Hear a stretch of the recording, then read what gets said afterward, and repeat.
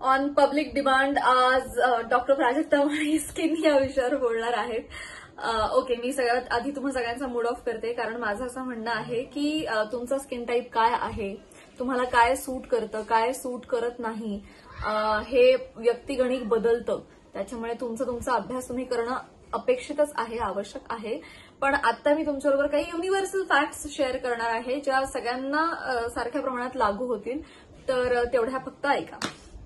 क्रमांक 1, स्किन उत्तम ठेवायची असेल तर तुम्ही तिन्ही त्रिकाळ भरपूर पाणी पिणं आवश्यक आहे. भरपूर पाणी.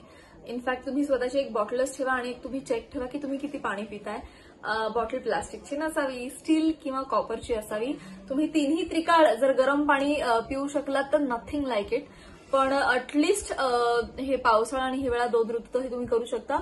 उन्हाळ्यामध्ये फ्रीजमधलं पाणी अजिबात प्यायचं नाही, माठातलं पाणी चालणार आहे. पण कोमट पाणी प्यायला तर किती उत्तम. एकदा तुम्हाला गरम पाण्याची सवय लागली ना, तुम्हाला ते आवडायला लागतं. त्यामुळे तुम्ही सुरू करा, तुम्हाला इव्हेंच्युअली आवडायला लागेल गरम पाणी. ओके. मुद्दा क्रमांक 2, सतत तुमचा चेहरा तुम्ही पाण्यानं धुणं अपेक्षित आहे. बरं, साबण किंवा फेसवॉश वापरायची गरज नाही, किंबहुना या गोष्टी कमीच वापरायच्या. जर तुम्हाला माहिती तुम्ही घराबाहेर पडत नाही, यात धूळ नाही बसलेली आहे, मेकअप नाही केलेला आहे, तर नाही वापरायचा साबण. मी 1 दिवसाआड साबण वापरते चेहऱ्यासाठी. सिरियसली, तुमची स्किन जेवढी नॅचरल असेल आणि तुम्ही त्याच्यावर जेवढे कमी सोपस्कार कराल, खरं तर ती तितकी छान आणि टवटवीत राहते. खरंच. ओके. मुद्दा क्रमांक 3, व्हिटॅमिन सीचा इंटेक तुम्ही चांगला ठेवा. व्हिटॅमिन सी साठी ऑरेंजेस आहेत, लिंबू पाणी, किंवा बरेच आहे, तुम्हाला माहिती आहे, आवळा सरबत. आणि या व्यतिरिक्त सुद्धा ना खूप सरबत मी पित राहते. कोकम सरबत, उन्हाळ्यात मला 3-3 कॅन वगैरे लागतात कोकम सरबताचे, मला एकटीला. ताक पिणं फार उत्तम असतं, शहाळं पिणं उत्तम असतं. ताक तर दररोज प्यायला पाहिजे, उन्हाळ्यात तर प्यायलाच पाहिजे. तर ही सरबत तुम्ही पित राहा. मेक शुअर की यातून कमी साखर तुम्ही पोटात घालताय. त्यातल्या त्यात कोकम वगैरेच्या साखर नसतं फार. असते का? नसते, बहुतेक कमी असते. तर त्यातले त्यात बेटर. ताकामध्ये तर नसतेच. तर साखर कमी, पण व्हिटॅमिन सी पोटात जाते एवढं बघा. खूप पाणी जातं आणि खूप सरबत जातात एवढं मात्र बघत राहा. ओके. मुद्दा क्रमांक 4, चांगलं मॉइश्चरायझर वापरा. मॉइश्चराइज करणं स्किनला आत्यंतिक आवश्यक आहे. सकाळी आणि रात्री तुमची स्किन तुम्ही काहीच न लावता सोडणं वाऱ्यावर तर चुकतंय म्हणजे आयुष्यात. तर असं नका करू.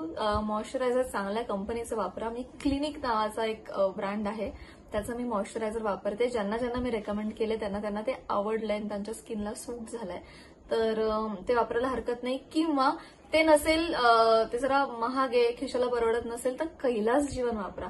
मी कित्येक वर्ष रात्री झोपताना आणि मेकअपच्या आधी ऍज अ प्रायमर म्हणून कैलास जीवन वापरायचे. अमेझिंग आहे. तुमची स्किन जर खूप ऑइली असेल तर कमी पोर्शनमध्ये कैलास जीवन लावा, पण ते स्किनसाठी अतिउत्तम आहे. ओके.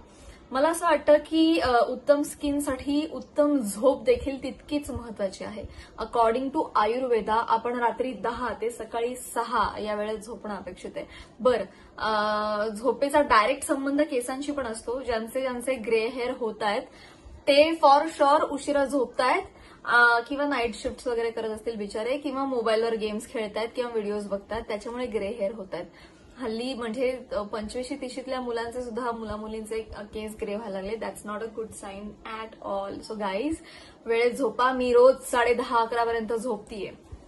आई शपथ, सकाळी लवकर उठते. आणि सो हे आता आपण करू शकतो, आपल्याला काही कामधंदा नाहीये, तर प्लीज लवकर झोपा. आणि त्यामुळे स्किन सुद्धा चांगली राहते. दुपारी 20 मिनिटाची वामकुक्षी घेणं देखील अत्यंत उपयुक्त असतं स्किनसाठी आणि ओव्हरऑल हेल्थसाठी आणि केसांसाठी सुद्धा. त्यामुळे दुपारी झोप काढा. पण काय होतं, 20 मिनिटात आपण उठत नाही, आपण 2-2 तास झोपतो, ते मात्र चुकीचं आहे. सो फक्त 20 मिनिटं झोपणार असाल तर प्लीज झोपा, नाही तर झोपू नका. ओके. ह्या पेक्षा आणखी महत्वाचा मुद्दा असा आहे की तुमचं पोट उत्तम राहणं. तुमचं पोट जर खराब आहे ना, तर इमिडिएटली तुमच्या चेहऱ्यावर रिफ्लेक्ट होतं. सो उत्तम स्किन हवी असेल तर तुमचं पोट रेग्युलरली छान साफ होणं गरजेचं आहे. आणि त्यासाठी ऍक्च्युली मी तुम्हाला सांगायला नाही पाहिजे, पण if you can do it, please use Indian toilets. Okay. पण म्हणजे खरंच फायदा होतो. तर पोट साफ तर स्किन छान. आणखी एक महत्वाची गोष्ट, याचा संबंध डिरेक्टली आपल्या खरं तर टाचांशी पण आहे. तुमच्या टाचा जर अस्वच्छ असतील तरी देखील स्किन खराब राहते. त्यामुळे मेक शुअर की तुमच्या टाचा, पाय सुद्धा स्वच्छ पाहिजेत. रोज आंघोळ करताना पाय घासायचे, टाचा घासायच्या, त्यांनी सुद्धा स्किनवर, म्हणजे काय संबंध आहे मला माहिती नाही, पण आहे, मी वाचलेलं आहे तद्दन. ओके, बरं, हे तर ह्या गोष्टी तर होत राहतील, पण सगळ्यात महत्वाचा फॅक्टर आहे जो पण स्किनवर डायरेक्ट इफेक्ट करतो तो म्हणजे स्ट्रेस, टेन्शन. सो मला असं वाटतं की तुम्ही एवढं सगळं करून देखील तुम्ही खूप स्ट्रेसफुल आयुष्य जगत असाल किंवा तुम्ही कुठल्याही गोष्टीचा उगाच स्ट्रेस घेत असाल तरी देखील तुमची स्किन बरी नाही राहणार आहे. सो मला वाटतं प्राणायाम त्याच्यावरचा फार सर्वोत्तम उपाय आहे. तर जर तुम्ही प्राणायाम करताय तुमचं स्ट्रेस लेवल डेफिनेटली खाली राहणार आहे. तर जसं मी नेहमीच सांगते, योगा, मेडिटेशन आणि प्राणायाम करत राहा, ते फारच उत्तम आहेत यार. त्याला म्हणजे काय, लईच भारी आहेत. तर ते करा. जी व्यक्ती प्राणायाम मेडिटेशन करते तिचा ऑरा सुद्धा फार कमालीचा असतो. तुम्हाला ते जाणवेल.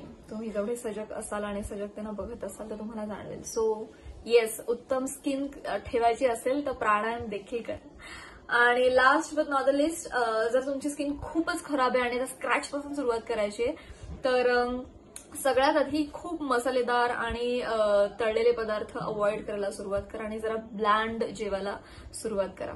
त्याने सुद्धा मदत होईल. All the best guys. सुंदर दिसा आणि छान राहा. या काळात स्वतःची काळजी घेण्यासाठी आपल्याला भरपूर वेळ मिळतोय, तो त्याचा यथायोग्य उपयोग करा आणि स्टे हेल्दी, स्टे होम.